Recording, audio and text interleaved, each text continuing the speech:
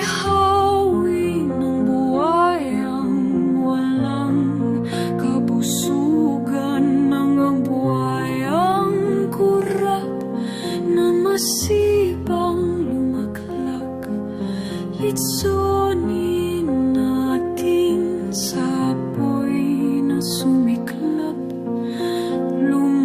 Lumayang bayan sa mga salot na kurap. Mr. Chair, yes or no? Davao style. Do not ask me to answer yes or no. You are not an investigator. Kilala ako, kilala ako ng dating mayor at ng dating Pangulo. So he is lying. Iba na kasi hairdo niya kasi hindi mo kilala. Hindi ko siya nakilala. Iba ng hairdo niya eh. Pati yung kulay. Source person. Dahil hindi po ako nasatisfy doon sa sagot ni Mr. Duterte, Ma'am, Attorney I am not here to satisfy you.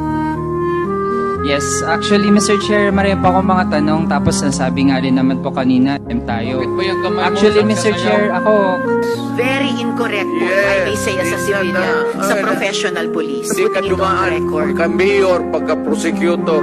Ako, alam ko, dumaan ako prosecutor, mayor, presidente, alam ko ang trabaho ko. Pabalikin ako, sir, gagawain ko uli yan, dublado.